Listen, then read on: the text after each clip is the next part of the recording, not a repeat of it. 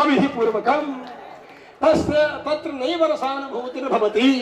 तो ये ऐसा होता है अविधि पूर्वकम, मतलब आपको लड्डू पेड़ा बर्फी गुलाब जामुन खीर चकाचक न खिला करके वो ग्लूकोज का इंजेक्शन लगाएंगे, ग्लूकोज चढ़ाएंगे, लगा करके नली लगा कर इंजेक्शन भी चढ़ाएंगे। वो अविधि पूर्वक है, उसमें दर्द भी होगा, मजा भी नहीं आएगा, बिस्तर पर पड़े रहेंगे। और माल टाल खिला करके चकाचक अगर दोगे तो विधि पूर्वक होगा। इसलिए किसी भी देवता का जब यज्ञ होता है तो पहले भगवान विष्णु का स्मरण कर लेते हैं। भैया ओम अच्युताय नमः, ओम अनंताय नमः, ओम गोविंदाय नमः, ओम केशवाय नमः, ओम नारायणाय नमः, ओम माधवाय नमः करके आचमन कर लेते हैं। उसके बाद आसन बिछाते हैं तो उसमें भी पृथ्वीत्वया धृता लोका देवित्वम विष्णुना धृता, वो विष्णु के द्वारा धारिता है, धृता है वह भूदेवी। इसलिए कम चढ़ारे माम देवी पवित्रम कुरुचासनम, अपनी माँ की गोद में हम बैठने के लिए माँ की गोद का आसन क्या पवित्र करेंगे। हम बड़े हो गए, ज्यादा दिमागदार हो गए, इसलिए हमसे अगर कोई भूल चूक हो जाए तो उसको क्षमा करके हमारा पवित्र भाव बनाए रखो। इस तरह अपनी माँ की गोद में बैठ रहे हैं। अब उसके बाद जब पवित्र होना चाह रहे हैं तो चाहे लक्ष्य चंडी यज्ञ हो, चाहे कोटि चंडी यज्ञ हो, चाहे अतिरुद्र यज्ञ हो, चाहे सूर्य नारायण यज्ञ हो, चाहे गणपति महायज्ञ हो, चाहे लक्ष्मी महायज्ञ हो, चाहे सरस्वती महायज्ञ हो, चाहे गायत्री महायज्ञ हो, कोई भी यज्ञ होगा तो संकल्प जब पढ़ेंगे तो उसके पहले पवित्र होंगे। पवित्र होंगे तो क्या कहेंगे? यस्मरेत् पुंडरीकाक्षम सबाह्याभ्यंतर शुचि। तो पुंडरीकाक्षः कः? पुंडरीकमिवाक्षिणी यस्यासौ पुंडरीकाक्षः भगवान विष्णुः भूतभावन शिवस्तु विरूपाक्षः विद्यते एव। अतः यस्मरेत् पुंडरीकाक्षम सबाह्याभ्यंतर शुचि। तो पुंडरीकाक्षम यस्मरे तो कथम पुंडरीकाक्ष स्मरणेन बाह्याभ्यंतर शुचि ही। यतो हि पुंडरीकम जला निर्गतम भवति जलेनैव निर्मलम भवति। जायते जम लियते लम। It is whole cosmic from which reveals and in which merges, that is called jal in संस्कृतम जलम।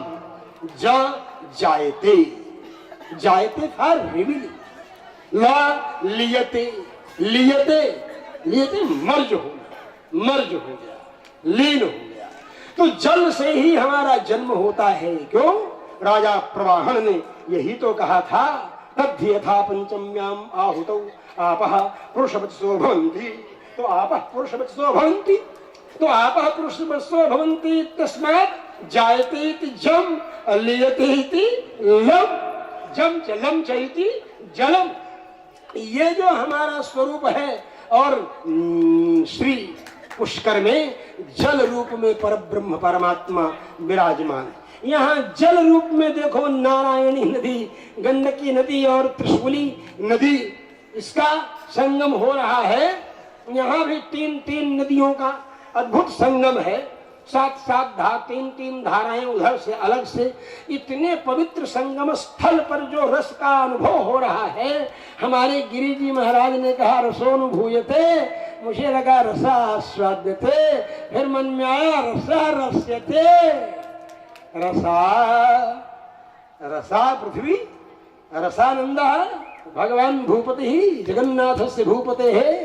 रसानंदो रासेश्वर रसमयो रास निलयो रसा रूपा सत्या सत्यभामा। विना प्रत्यम पूर्वोत्तर पदयोर लोपो वा वक्तव्यः।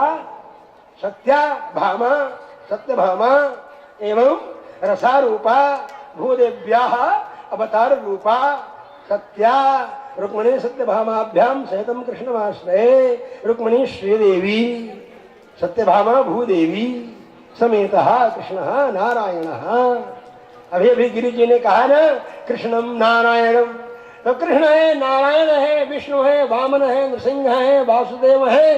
ये सब कोई अलग नहीं है, सब एक ही है, एक ही है। इसलिए लेकिन एकाकी न रमते, इसलिए नैकः एको नैकः सवः कः किं यत् तत्पद्मनुत्तमम् लोकबन्धुः लोकनाथः न तु केवलमद्वैतबन्धुः न चापि विशिष्टाद्वैतबन्धुः न चापि द्वैताद्वैतबन्धुः न चापि द्वैतबन्धुः अपितु लोकबन्धुः लोकनाथः।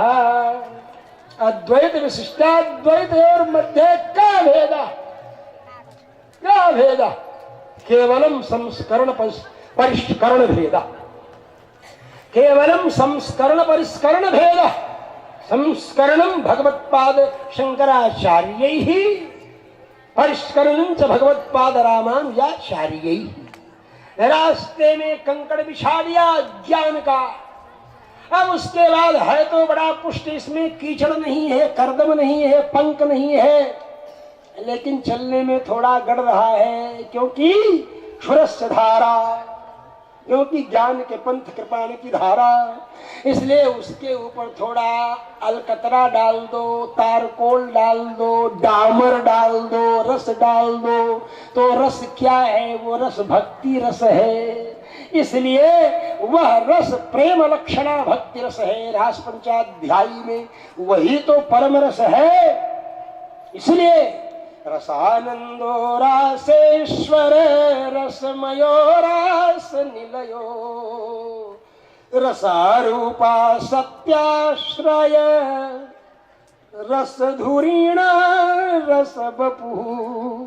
सत्याया सत्यभामाया रसः सत्यभामा रसः सत्या रसः अथ च सत्यायाः एव आश्रयो भूतं यस्य एवं भूतः रसः सत्याश्रय रसः।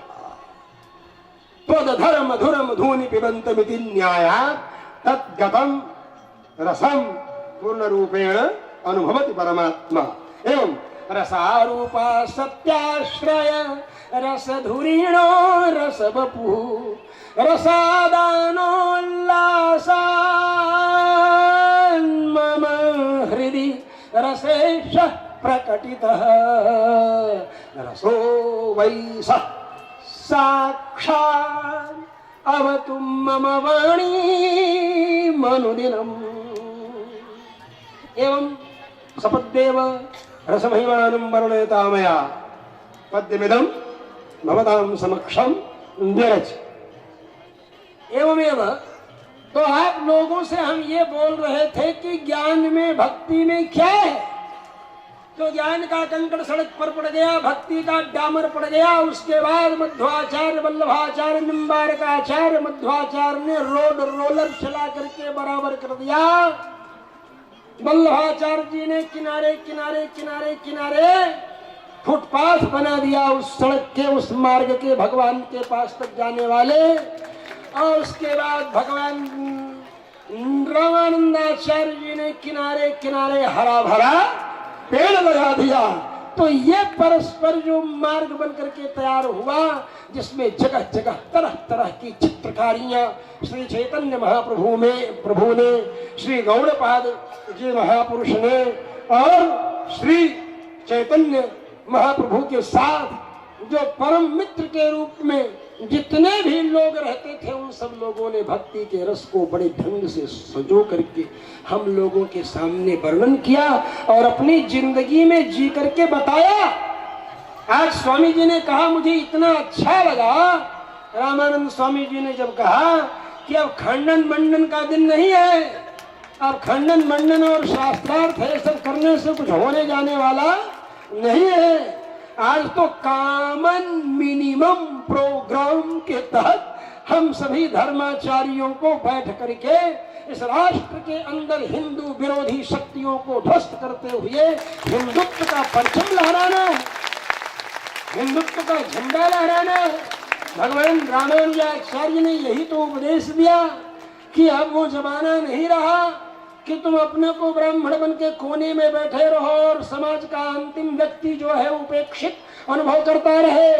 वो स्नान करने के पहले ब्राह्मणों के कंधे पर हाथ रखकर जाते थे स्नान करने के लिए, और स्नान करके लौट कर आते समय धनुर्दास जैसे चतुर्थ वर्ण में उत्पन्न वैष्णव के कंधे पर हाथ रख करके आते थे। क्यों? उन्हें अनुभव होता था कि मैं परमात्मा का दास हूं, यह वेद का सिद्धांत है। ब्रह्मदासा ब्रह्मदासा ब्रह्मैवे कितबा, शास्त्र कह रहा है दास भूता सुत सर्वे ह्यात्मानः परमात्मनः नान्यथा लक्षणम तेषां बंधे मोक्षे च विद्यते। तो हमारे अंदर तो आरोपित दासत्व है, और यह तो जन्मना दास है, जन्म से ही दास है। इसलिए हम इसके कंधे पर हाथ रखेंगे तो हमारे दासत्व की अनुभूति का जो संस्कार है, भगवान के हम दास हैं, भगवान मेरे स्वामी हैं, ये जो मेरा अनुभव है, यह अनुभव हमारा मलिन नहीं होने पाएगा, ये ताजा का ताजा बना रहेगा धनुर्दास के कंधे पर हाथ रख करके जब मैं चलूंगा। इसीलिए तो उत्पात गदा पाणी चतुर्भिः राक्षसैः, 4 राक्षसों के साथ गदा पाणी विभीषण उत्पात, गदा पाणी विभीषण जी लंका से उड़े। 4 आत्मना पंचमस्तावत्, आत्मना पंचम विभीषण, 4 राक्षसों के साथ उड़े अपने 4 मंत्रियों के साथ, और खस्थ एव व्यतिष्ठत, खस्थ एव व्यतिष्ठत, आकाश में ही वो खड़े हो गए। तो भाई भगवान की सन्निधि में आते समय फिर गदा लेकर आने की क्या जरूरत है? भगवान की सन्निधि